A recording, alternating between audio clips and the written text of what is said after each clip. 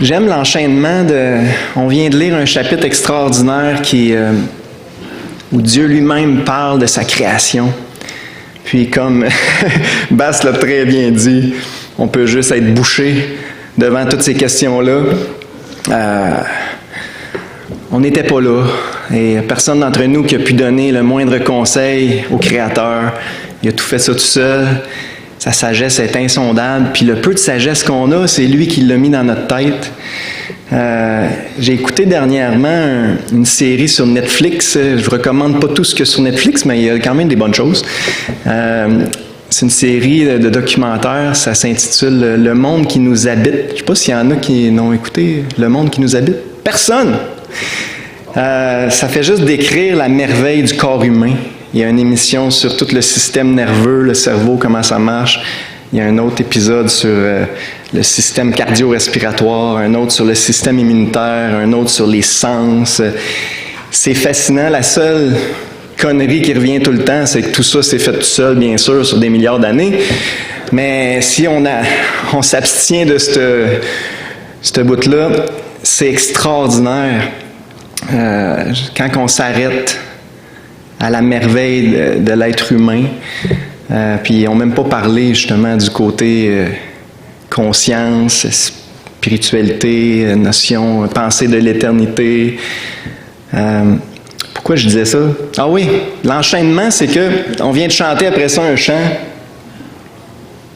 qui parlait de la proximité de Dieu, en même temps que c'est un Dieu infiniment grand qui a tout créé.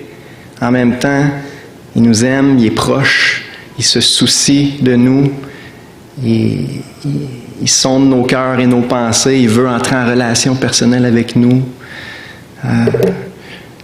Je trouve ça merveilleux, le contraste entre sa grandeur insondable en tant que créateur et sa proximité en tant que sauveur, premièrement, en tant que père, berger. En tout cas, les origines de l'humanité. Je me suis proposé de faire un survol du livre de la Genèse. C'est un gros contrat. Ça risque de s'étaler sur plusieurs mois, surtout que ça va être saccadé, là, vu que je prêche pas chaque dimanche. Mais c'est un beau contrat. La Genèse, vous le savez, c'est un peu comme la fondation de toute la Bible. Et c'est un livre qui est excessivement attaqué de nos jours, moqué, dénigré.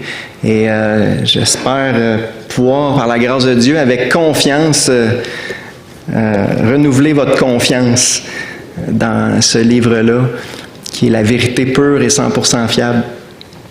Voilà 2 semaines, j'ai fait juste une introduction au livre. On a parlé de l'auteur de ce livre-là, le contexte dans lequel il a été écrit. C'est ça, temps et lieu, les buts du livre, la structure du livre, les caractéristiques du livre. Donc ça, c'était là 2 semaines. Je pense que c'est sur YouTube si jamais il y en a qui veulent se rattraper et écouter l'introduction. Mais ce matin, on va vraiment se lancer dans le survol. Au début, je voulais faire chapitre 1 à 5, mais je me suis vite rendu compte que c'était trop. Fait Dieu voulant, on va faire chapitre 1 à 3 ce matin, si j'arrête de parler tout de suite. On va prier.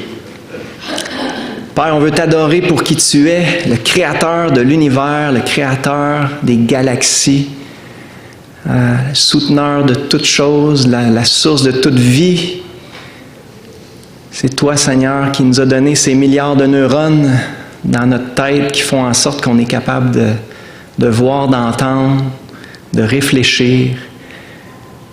Ces neurones-là communiquent par des produits chimiques, par des micro-courants électriques. On ne comprend rien de tout ça, Seigneur. En tout cas, on en comprend très peu, mais on sait que c'est toi qui a tout fait ça.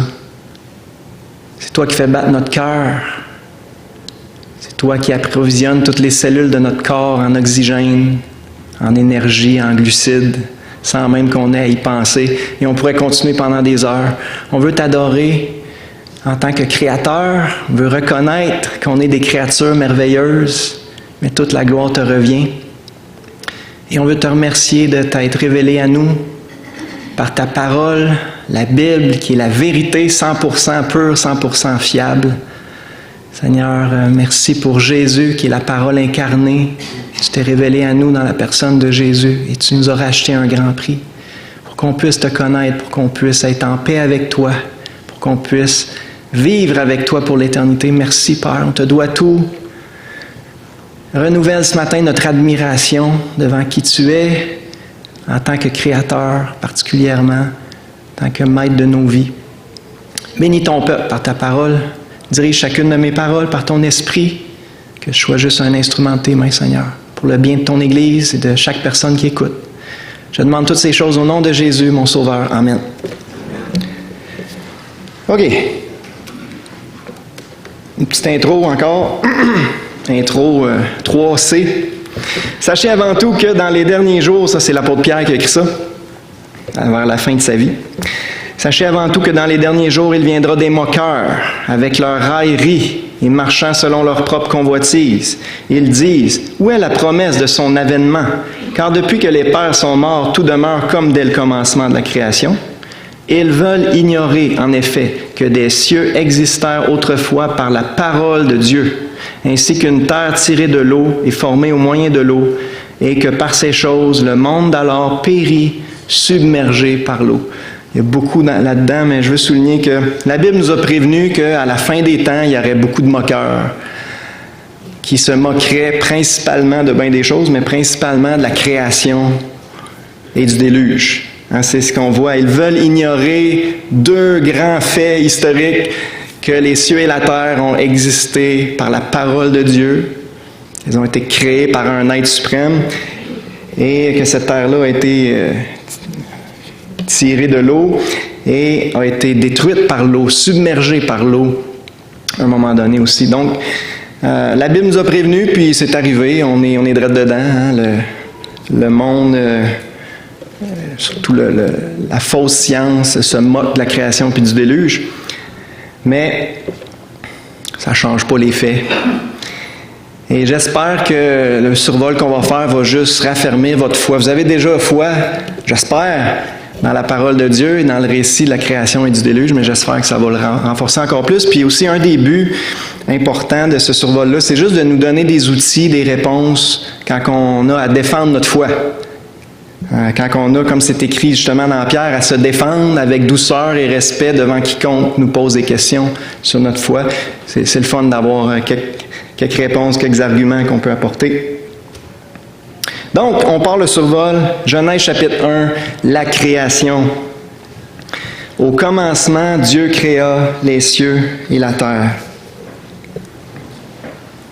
Non. C'est ça. Là, Hey!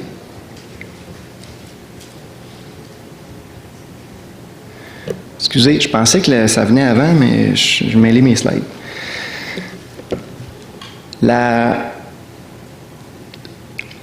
Excusez-moi. Les cieux et la terre ont-ils des milliards d'années? Tout de suite, je lance la question, parce que c'est ça qu'on enseigne dans les écoles, c'est ça qu'on enseigne au secondaire, au cégep, à l'université. Là, c'est pas une conférence créationniste, OK? On pourrait en parler pendant des heures et des heures. Ceux qui veulent approfondir le sujet, allez voir Jonathan Nicole, c'est sa spécialité. Puis, il y a plein de bons sites web avec plein d'informations. Vous en avez pour une couple d'années à passer à travers tout ce stock-là. Fait que c'est un survol à matin. Fait que ça ne sera pas exhaustif, mais juste quelques arguments rapidement, là. L'univers a-t-il des milliards d'années? On a beaucoup de bonnes raisons de croire que non, beaucoup d'évidence. Premièrement, la forme des galaxies. On l'a vu dans l'image, hein? C'est des spirales. Les galaxies tournent sur elles-mêmes et perdent graduellement leur forme spirale. Si l'univers avait des milliards d'années, elles auraient perdu leur forme spirale depuis très longtemps. C'est un des nombreux arguments. L'existence des comètes. Les comètes se désintègrent graduellement. On observe ça, c'est des faits. Si l'univers avait des milliards d'années, il n'y aurait plus de comètes depuis très longtemps. Les anneaux de Saturne. Les anneaux de Saturne se dégradent continuellement. Si l'univers avait des milliards d'années, il y a longtemps qu'ils auraient disparu. Voyez-vous, c'est tout le temps la même idée. Tout se dégrade. Ça c'est une vraie loi physique. Tout se dégrade dans l'univers. La deuxième loi de la thermodynamique. Donc, on peut observer que ça ne peut pas se dégrader depuis des milliards d'années. Tout serait fini d'être dégradé depuis longtemps. C'est ça l'idée. La température du Soleil. Les réactions nucléaires dans le Soleil font en sorte qu'il devient de plus en plus chaud avec le temps. Si le Soleil avait des milliards d'années, la température sur Terre aurait été beaucoup trop basse pour que la vie puisse se développer. L'éloignement de la Lune. La Lune s'éloigne graduellement de la Terre. 4 cm par année, si ça vous intéresse les détails, là. 4 cm par année. Si l'univers avait des milliards d'années, la Lune aurait jadis été si près de la Terre qu'il y aurait eu des marées recouvrant les continents tout entiers 2 fois par jour. La vie aurait été impossible. Le développement de la vie aurait été impossible.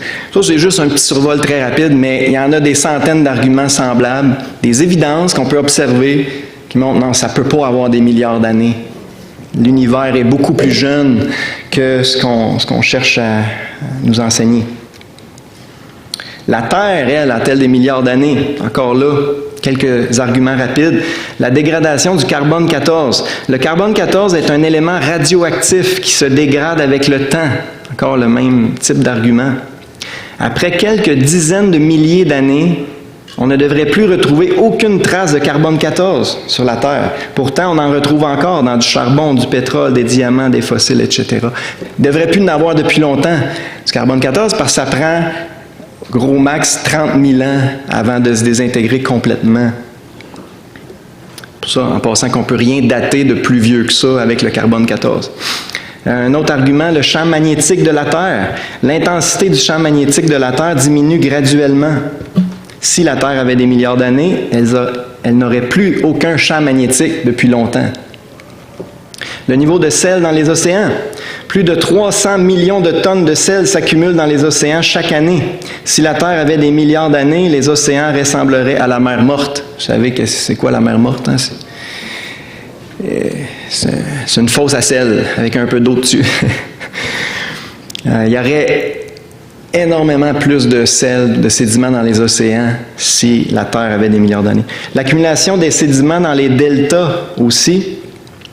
Le Mississippi, par exemple, déverse 80 000 tonnes de sédiments à l'heure dans le golfe du Mexique.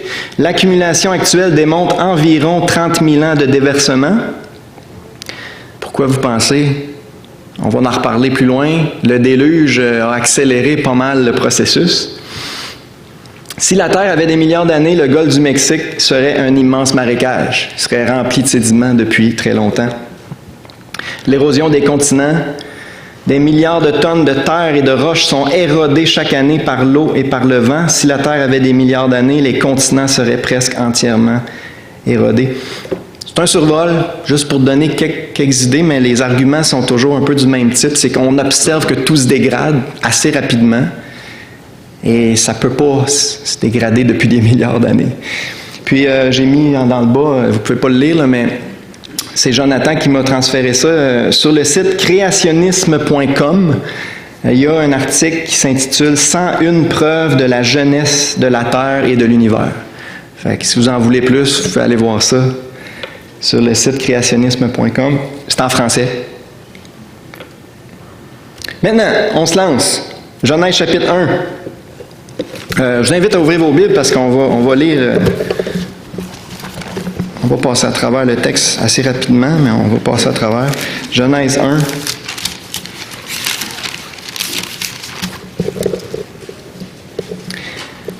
La Bible enseigne que Dieu a tout créé en 6 jours. Jour 1, la lumière. Versets 3 à 5. Dieu dit que la lumière soit, et la lumière fut. Dieu vit que la lumière était bonne, et Dieu sépara la lumière d'avec les ténèbres. Dieu appela la lumière jour, il appela les ténèbres nuit. Ainsi il y eut un soir, il y eut un matin, ce fut le premier jour. Jour 2, l'atmosphère, versets 6 à 8. Dieu dit qu'il y ait une étendue entre les eaux et qu'elle sépare les eaux d'avec les eaux. Et Dieu fit l'étendue. Il sépara les eaux qui sont au-dessous de l'étendue d'avec les eaux qui sont au-dessus de l'étendue. Et cela fut ainsi. Dieu appela l'étendue ciel. On pourrait dire l'atmosphère. Ainsi, il y eut un soir, il y eut un matin, ce fut le second jour. Juste relever un fait intéressant, on voit que il y avait une couche d'eau au-dessus de l'étendue à ce moment-là. Donc, au-dessus de l'atmosphère, au moment de la création, il y avait une couche d'eau. Et ça, on va la revoir, cette couche d'eau-là, lorsque Dieu déclenche le déluge. Je crois personnellement, c'est pas obligé d'être d'accord, c'est pas des doctrines fondamentales, mais je crois que cette couche d'eau-là c'est vidée et a contribué grandement au déluge. Mais voilà le deuxième jour. Troisième jour, Dieu crée la terre ferme, ou plutôt fait paraître la terre ferme et crée la végétation. On va lire les versets 9 à 11. Dieu dit que les eaux qui sont au-dessous du ciel se rassemblent en un seul lieu et que le sec paraisse. Et cela fut ainsi. Dieu appela le sec terre et il appela l'amas des eaux mer. Dieu vit que cela était bon. Puis Dieu dit que la terre produise de la verdure, de l'herbe portant de la semence, des arbres fruitiers donnant du fruit selon leur espèce, ayant en eux leur semence sur la terre. Et cela fut ainsi. Jour 4, le soleil, la lune et les étoiles.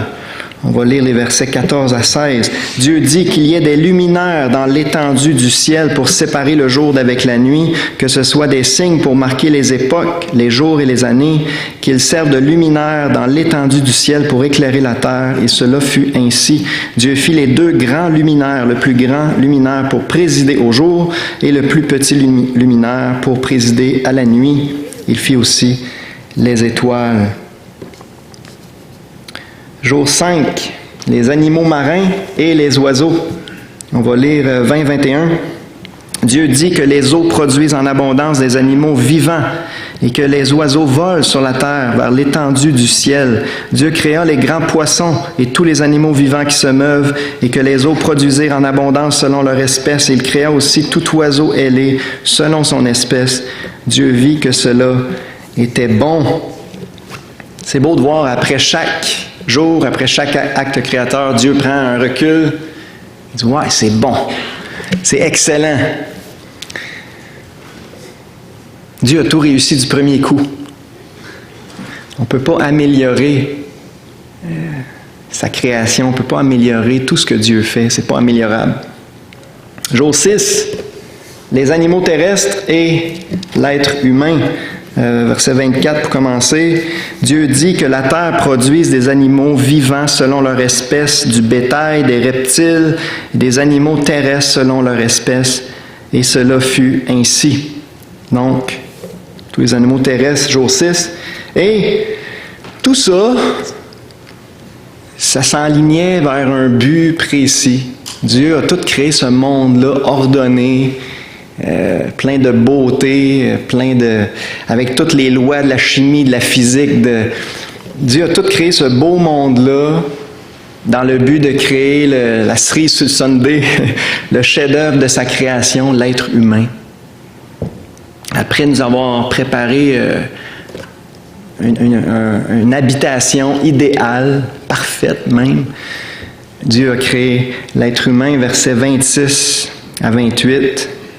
Puis Dieu dit, « Faisons l'homme à notre image, selon notre ressemblance, et qu'il domine sur les poissons de la mer, sur les oiseaux du ciel, sur le bétail, sur toute la terre, sur tous les reptiles qui rampent sur la terre. Dieu créa l'homme à son image, et le créa à l'image de Dieu, et il créa l'homme et la femme. Dieu les bénit, et Dieu leur dit, « Soyez féconds, multipliez, remplissez la terre et assujettissez-la, et dominez sur les poissons de la mer, sur les oiseaux du ciel et sur tout animal qui se meut sur la terre. » On pourrait prêcher le reste du message sur ces versets-là, c'est tellement beau, c'est tellement important, mais on voit que l'homme est une catégorie à part de tout le reste. Dieu dit, faisons l'homme à notre image, à notre ressemblance. On pourrait en parler pendant longtemps, tout ce que ça inclut, mais tout ce qu'on voit Dieu faire dans ces versets-là, dans ce chapitre-là, Dieu nous a donné la capacité de faire des choses semblables à plus petite échelle. On voit que Dieu parle, Dieu communique, l'homme communique. Dieu est capable de créer des choses, lui à partir de rien, pas nous, mais il a donné à l'homme la capacité d'inventer des choses, de créer des choses. Dieu ordonne les choses, il met de l'ordre dans toute sa création pour que ça fasse du sens. Il a donné à l'homme la capacité d'ordonner, de donner des noms à chaque créature, à chaque plante. On voit Dieu qui bénit l'homme. Il a donné la capacité de bénir, de faire du bien aux autres. Tout ce que Dieu est et fait, il nous a donné la capacité, dans une moindre mesure, bien sûr, d'être et de faire. Beaucoup vont dire aussi l'intelligence. Dieu nous a donné une intelligence infiniment supérieure aux animaux. La créativité. Les animaux marchent par instinct. Ils font juste suivre le programme que Dieu a instauré en eux. L'homme, capable de réfléchir, de créer, d'inventer. Les émotions, l'homme ressent toute la gamme des émotions que Dieu ressent. L'homme est un être spirituel, qui a une dimension spirituelle, qui a la pensée de l'éternité, il a la conscience. On a instinctivement la notion du bien et du mal. C'est ce que les animaux n'ont pas. Le lion, il se sent pas mal quand il tue la biche ou peu importe. Nous, on a la notion du bien et du mal. Un autre élément très important de l'image de Dieu, c'est la liberté. Dieu nous a créés en tant qu'êtres libres et responsables. On a une vraie liberté de choisir, un libre arbitre. On n'est pas des robots programmés qui font juste suivre le programme. Donc, la liberté, une volonté propre, ça c'est une caractéristique de l'image de Dieu. On pourrait en parler pendant longtemps encore, mais ce qu'il faut retenir, c'est qu'on est une créature unique dans tout le plan de la création de Dieu. Dieu nous a créés à son image pour qu'on puisse refléter sa gloire, pour qu'on puisse l'honorer, pour qu'on puisse aussi, si on parle de la terre, de la création, on est ses représentants pour administrer la création. C'est clair dans ce qu'on a lu, hein? Verset 28, Dieu les bénit, puis Dieu leur dit, soyez féconds, multipliez, remplissez la terre, assujettissez-la, dominez. Administrer ma création, régner sur ma création en mon nom. C'est ça la première responsabilité que Dieu donne à l'être humain. Et c'est encore ça pour nous qui nous a régénérés, qui nous a réconciliés. On est ses représentants sur la terre. On est ici pour l'honorer puis administrer ce qu'il nous confie en son nom, pour sa gloire. Alexandre, es-tu là? Alexandre? C'est une chose qu'on a parlé mardi. Pourquoi Dieu nous a créés? La raison première, c'est écrit, je ne me rappelle plus la référence, là, mais dans Ésaïe, je pense. Pour sa gloire.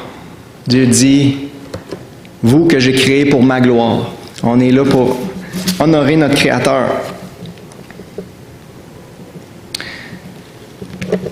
Verset 31. Genèse 1, 31. Dieu vit tout ce qu'il avait fait, et voici cela était très bon.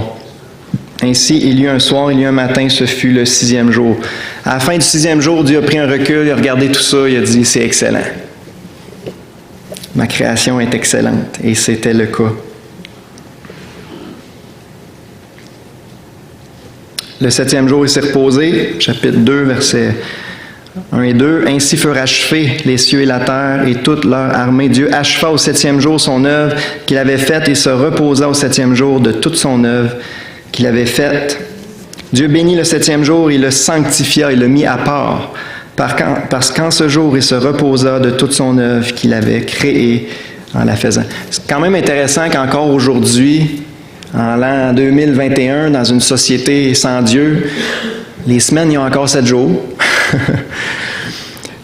Les semaines, encore 7 jours. On voit que fondamentalement, la chronologie du monde a gardé cette forme-là de 7 jours.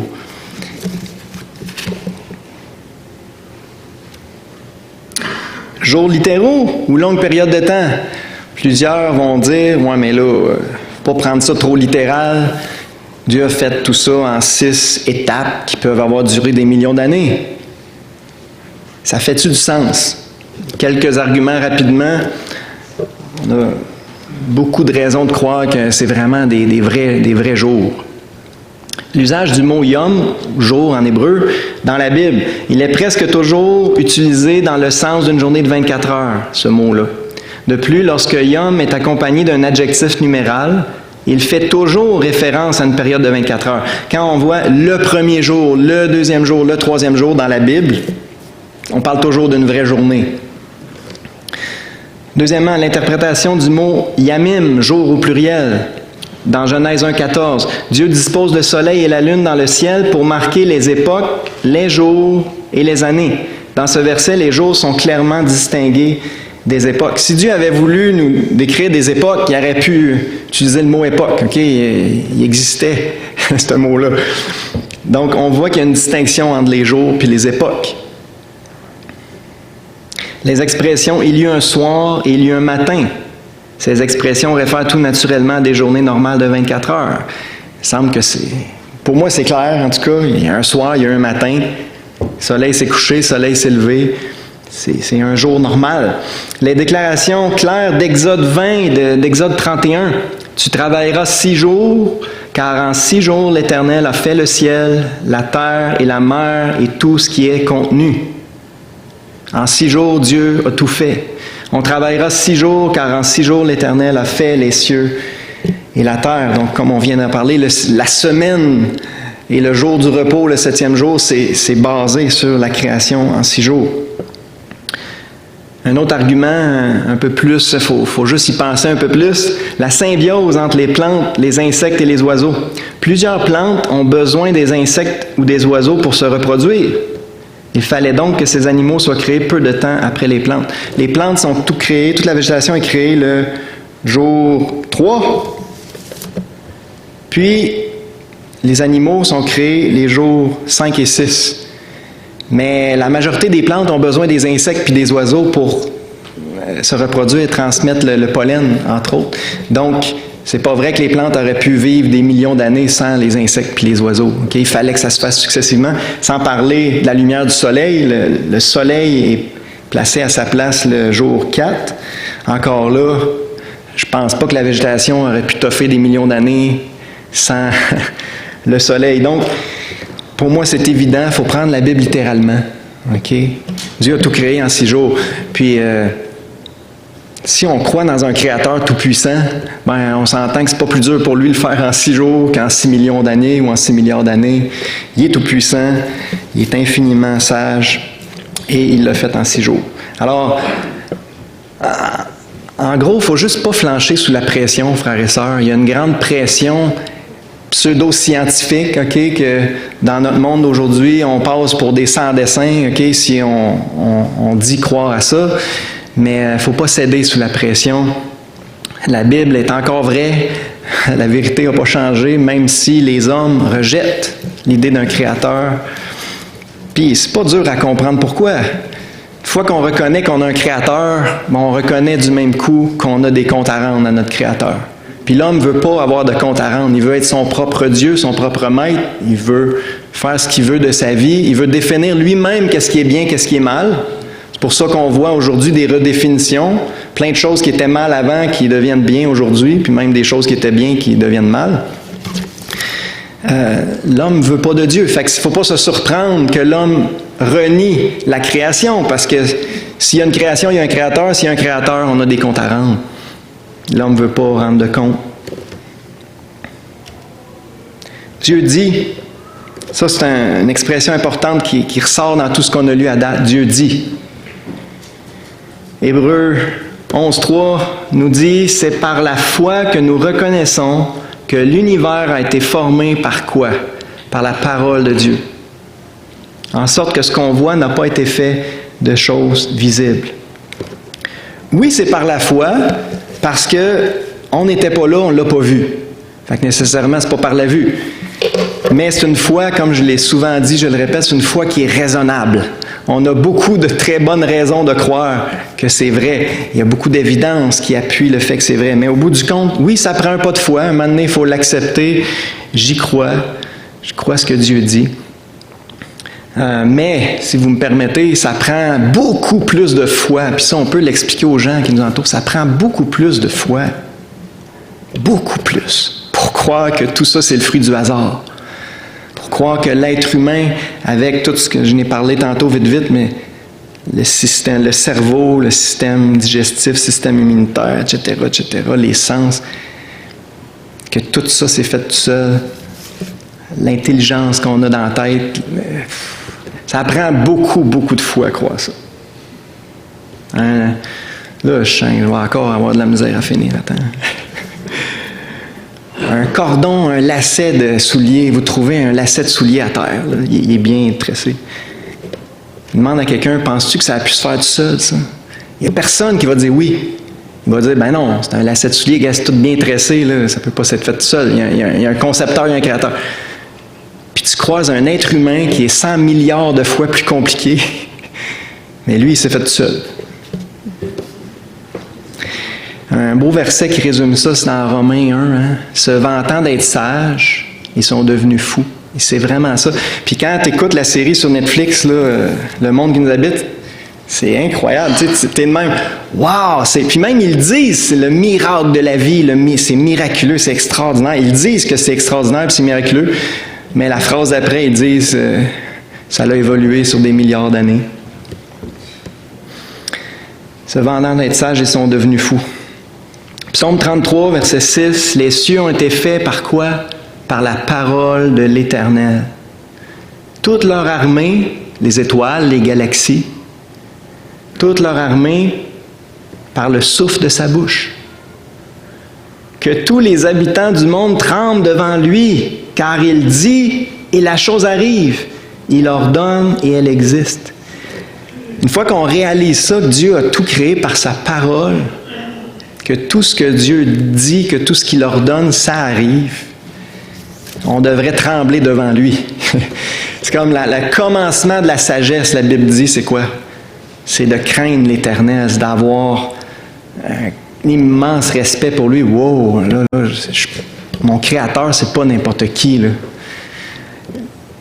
Avez-vous un immense respect, une immense révérence devant votre Créateur? Si la Bible dit que c'est le commencement de la sagesse. Si tu n'as pas ça, il manque un morceau essentiel à ta sagesse. Jean 1, 1-3, au commencement était la parole, et la parole était avec Dieu, et la parole était Dieu. Elle était au commencement avec Dieu. Toutes choses ont été faites par elle. Rien de ce qui a été fait n'a été fait sans elle. La Bible est constante. Elle est cohérente. Toutes choses ont été faites par quoi? La parole de Dieu. Puis ce qui est extraordinaire, vous le savez déjà, c'est que dans Jean 1, on découvre au verset 14 que cette parole-là de Dieu créatrice, qui a tout fait, s'est incarnée, a pris un corps humain semblable au nôtre en toutes choses, et on l'a appelé Jésus-Christ. Et ça, c'est le sujet d'un autre message, mais la parole de Dieu, c'est aussi une personne qui s'est incarné pour nous racheter. Romains 11, 36, c'est de lui, par lui et pour lui que sont toutes choses. À lui la gloire dans tous les siècles. Amen. Je vous ai dit, la première réaction quand on reconnaît qu'on a un Créateur qui a tout créé par sa parole, ça devrait être de trembler devant lui, la crainte de l'Éternel. Puis la deuxième, c'est de vouloir l'honorer, de lui rendre la gloire. C'est pour moi le centre de l'univers. C'est ça le problème de l'homme, c'est qu'il veut être le centre de l'univers. C'est l'humanisme. Tout doit tourner autour de l'homme. Mais de reconnaître qu'on a un Créateur, ça replace les choses à bonne place. C'est de lui, par lui et pour lui que sont toutes choses. J'ai été créé pour sa gloire. J'existe pour plaire à mon Créateur, pour l'honorer, pour le servir. Ça donne un autre sens à la vie. Hein? Au lieu de dire aux jeunes qui sont juste des animaux évolués, qui sont le fruit du hasard, puis que, dans le fond, on profite de la vie au max parce qu'après ça, tu vas pourrir, puis c'est fini. Au lieu de dire ça aux jeunes, tu leur dis « Hey, t'es une créature extraordinaire, puis tu as été créé pour un but précis. Glorifier ton Créateur, puis entrer dans une relation personnelle avec lui. Puis il y a plus que la vie physique qui va durer 100 ans, là. Dieu t'a créé pour vivre éternellement avec lui. Ça donne tellement plus de dignité à l'être humain, hein, de se reconnaître une créature à l'image de Dieu, tellement plus de dignité. Puis vous le savez, hein, c'est depuis qu'on enseigne l'évolution aux jeunes que le taux de suicide a explosé. Il y a un lien direct, là. Pourquoi les jeunes se suicident? Parce que il n'y a pas de sens à la vie évolutive. On est juste un amas de cellules qui va se décomposer bientôt. Puis si je ne suis pas heureux, si je suis malheureux, ben à quoi bon continuer?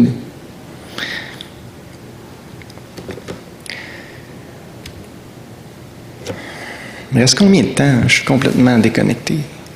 Il reste plus grand temps. Hein? Hey, sérieux, à quelle heure je suis supposé de finir?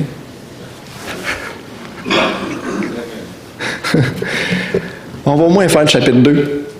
Vous allez me pardonner vu que je prêche pas souvent, mais on est toujours plus patient envers ceux qui prêchent pas souvent. Le jardin d'Éden.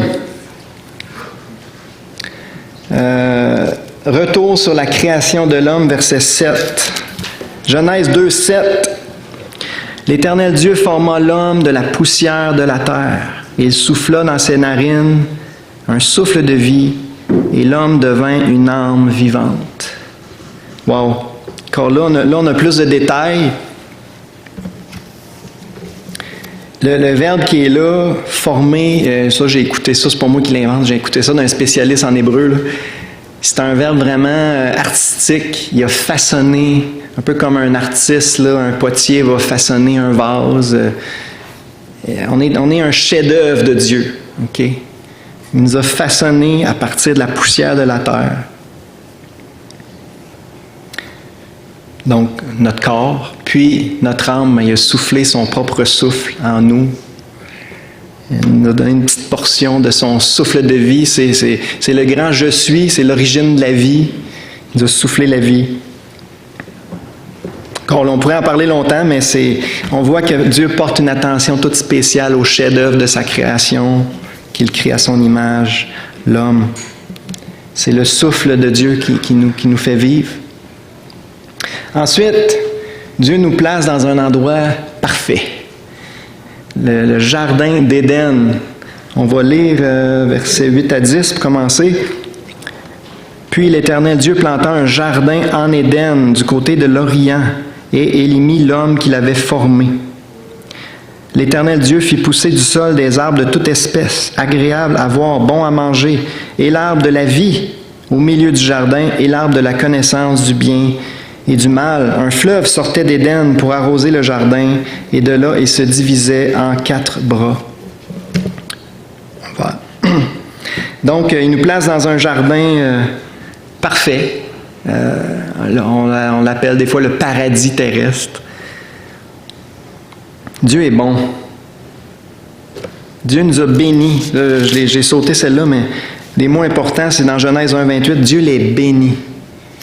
Dieu nous a tout donné en tant que créature. Il nous a mis dans un environnement béni dès le début. Dieu met l'homme à l'épreuve. Ça va être dur de ne pas faire le chapitre 3. Hein? Et s'il y avait une deuxième réunion, j'aurais pu peut-être prendre l'après-midi pour la deuxième réunion, mais il n'y en a pas. Dieu met l'homme à l'épreuve, versets 16 et 17. L'Éternel Dieu donna... j'ai pas lu 15, mais l'Éternel Dieu prit l'homme et le plaça dans le jardin d'Éden pour le cultiver et pour le garder. L'Éternel Dieu donna cet ordre à l'homme. Tu pourras manger de tous les arbres du jardin, mais tu ne mangeras pas de l'arbre de la connaissance du bien et du mal, car le jour où tu en mangeras, tu mourras certainement. Ça, c'est un verset très important. Dieu place l'homme devant un choix. On l'a dit tantôt, il nous a créé libre. Il nous a créé avec une vraie liberté de choisir. Mais il fallait que Dieu place un choix devant nous pour pouvoir exercer cette liberté-là. Et il aurait pu choisir bien des affaires. Il a choisi ça. Il dit, il y a juste un arbre que tu ne mangeras pas. C'est vraiment une épreuve. Une épreuve de quoi? On peut dire une épreuve de confiance à la base. Est-ce que tu me fais assez confiance, ma créature, pour pas toucher à cet arbre-là, parce que je te préviens, si tu manges de cet arbre-là, tu vas mourir. Ça va tout scraper. C'est une question de confiance à la base. Et ça l'est encore aujourd'hui. Vous le savez, pour être réconcilié avec Dieu, il faut mettre sa confiance en lui, en sa parole et en son Fils Jésus-Christ, notre Rédempteur. C'est une question de confiance, de foi.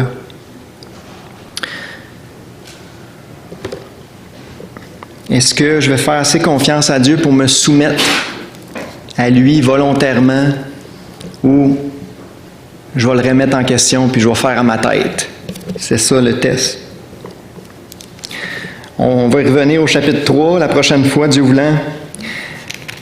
Puis là, au verset, ça c'était avant la création de la femme en passant. Dieu a donné cet avertissement-là à l'homme. Ensuite, retour sur la création de la femme, verset 18. Genèse 2, 18. L'Éternel Dieu dit, « Il n'est pas bon que l'homme soit seul. Je lui ferai une aide semblable à lui. » Quel beau verset!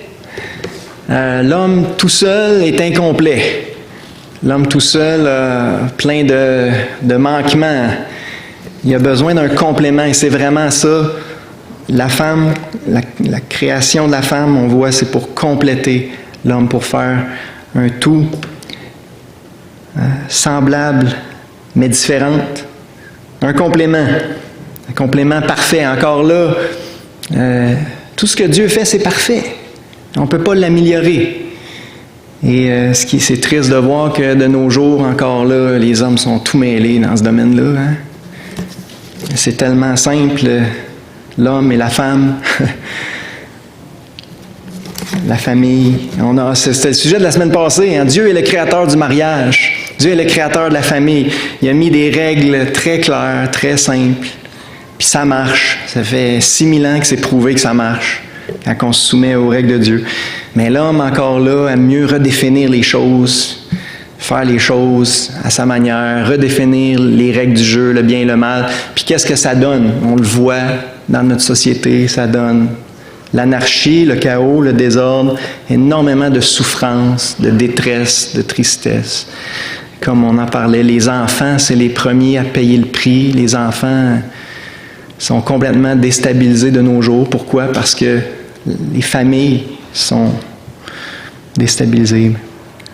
Mais Dieu avait bien fait les choses au départ. Si on savait se soumettre à lui, ça irait bien mieux dans le monde. Versets 21 à 25. Alors l'Éternel Dieu fit tomber un profond sommeil sur l'homme qui s'endormit. Il prit une de ses côtes et referma la chair à sa place. L'Éternel Dieu forma une femme de la côte qu'il avait prise de l'homme et l'amena vers l'homme. Et l'homme dit, « Voici cette fois celle qui est os de mes os, chair de ma chair. On l'appellera femme parce qu'elle a été prise de l'homme. C'est pourquoi l'homme quittera son père et sa mère, s'attachera à sa femme, et ils deviendront une seule chair. » Il faut que je me retienne encore là, il y aurait tellement à dire sur ces versets-là, mais c'est tellement beau. La femme a été prise de l'homme, d'une de ses côtes. Donc, elle est vraiment os de mes os, chair de ma chair. En passant, le mot homme, dans l'hébreu, c'est Adam. C'est le mot humain. Okay? Adam, ça veut dire être humain. Donc, Dieu a créé l'être humain, masculin au départ. Mais à l'intérieur, à partir de l'humain Adam, Dieu a créé le côté femelle, la femme, qui complète le tout. Et on a la même idée, je ne l'ai pas dit tantôt, mais dans Genèse 1, 27, Dieu créa l'homme à son image, l'homme, l'humain, Adam. Il le créa à l'image de Dieu. Il créa l'homme et la femme, littéralement, et il le créa mâle et femelle. Donc Dieu a créé l'humain, mâle et femelle, mâle en premier, et ensuite la femme à partir de la côte de l'homme. Oui, ok, ça peut paraître poétique, ça peut paraître un peu une légende, mais c'est la vérité. Et c'est cohérent avec tout le reste de la Bible. si on rejette la Genèse, là, on vient d'effriter la fondation de tout l'enseignement de la Bible au complet. Tout se tient ensemble. Et ça, je pourrais en parler pendant longtemps encore, mais c'est important d'avoir une fondation solide parce que toute la doctrine biblique se tient et cohérente, repose là-dessus. Et le mariage, le plan de Dieu, c'est qu'on quitte père et mère, qu'on s'attache à notre femme et qu'on forme un nouveau noyau familial. Et si on a des familles fortes, on va avoir une société forte. Si on a des familles stables, on va avoir une société stable. Et même chose pour une église locale. Alors c'est tellement important de prier pour nos mariages, de prier pour nos familles, parce que c'est fondamental. C'est le noyau de l'Église puis de la société. C'est pas pour rien que Satan attaque autant les mariages puis les familles.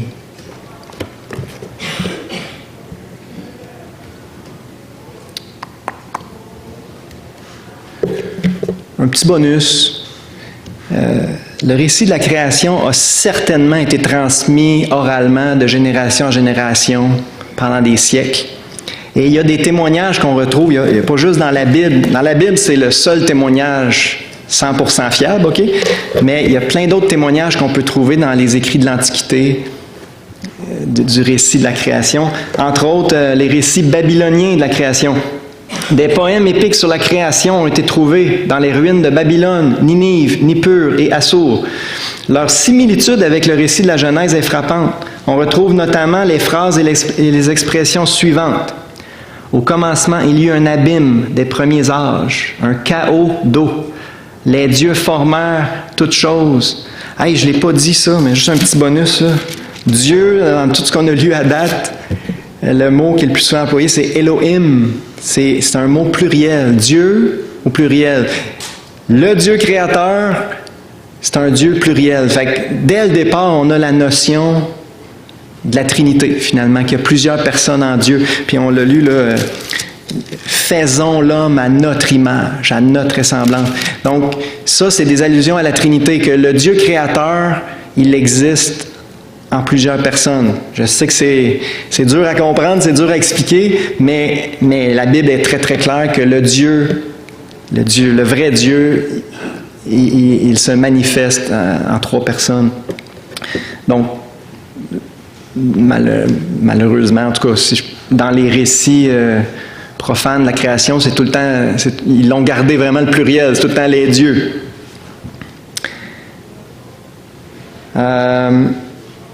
Donc, les dieux formant toutes choses firent les firmaments d'en haut et d'en bas, établirent les cieux et la terre. Le 4e jour, ils ordonnèrent les étoiles, firent pousser l'herbe et la verdure, les bêtes des champs et toutes les choses vivantes. Le 6e jour, ils formèrent l'homme à partir de la poussière de la terre et devinrent des créatures vivantes. Hommes et femmes demeurèrent ensemble. Leur demeure était dans un jardin. Ils ne connaissaient pas de vêtements. Le 7e jour fut consacré jour saint et il fut commandé de cesser tout travail. Ça, là, c'est des écrits qu'on a trouvés dans les ruines de la Babylonie antique.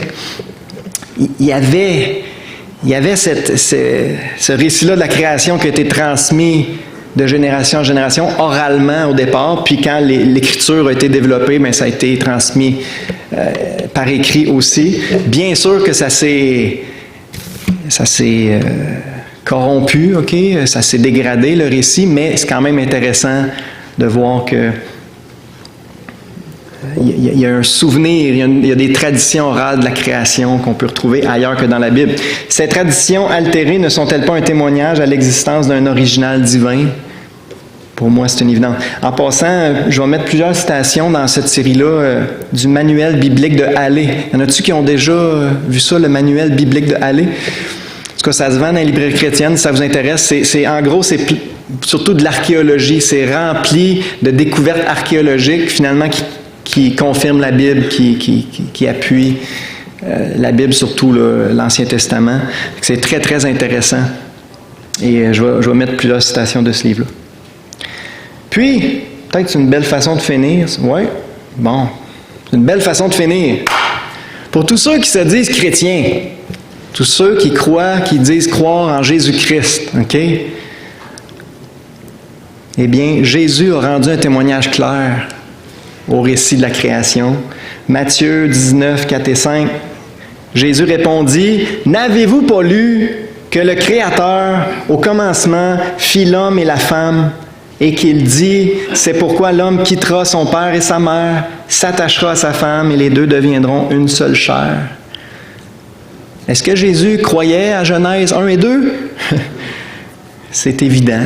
N'avez-vous pas lu que le Créateur, au commencement, il a fait ça de même, puis il a dit ça? Et là, si jamais l'argument n'est pas clair, je vous l'ai mis par écrit.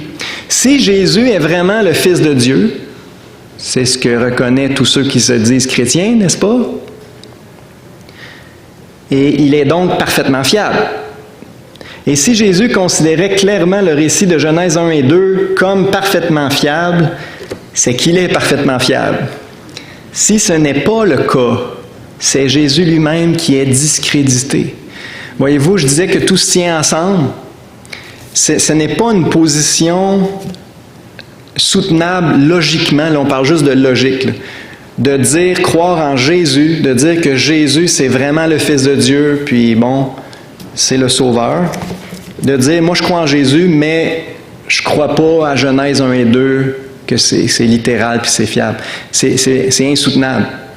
Parce que, comme je viens de le dire, si on dit que Jésus c'est le Fils de Dieu, Jésus ne fait pas d'erreur, puis il ne ment pas, puis Jésus a rendu un témoignage clair au Créateur, au commencement, création de l'homme et de la femme, l'établissement du mariage.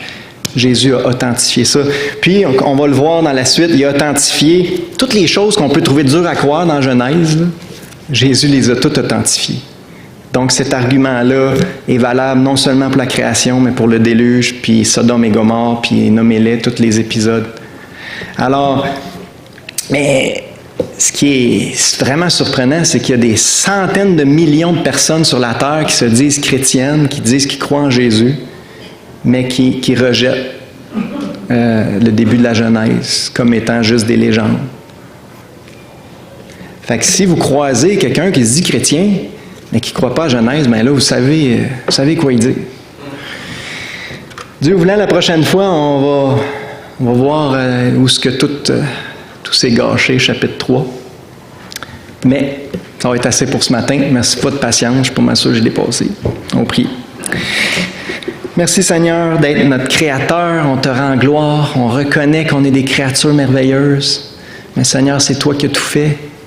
Donne-nous la sagesse de te craindre et donne-nous la sagesse de t'honorer, qu'on ait un but plus élevé pour notre vie que de se servir nous-mêmes. Qu'on puisse vraiment avoir à cœur de t'honorer, Seigneur, de te servir. Merci de nous avoir rappelé ce matin que c'est de toi, par toi et pour toi que sont toutes choses. Bénis ton peuple par ta parole, Seigneur, je te demande au nom de Jésus. Amen.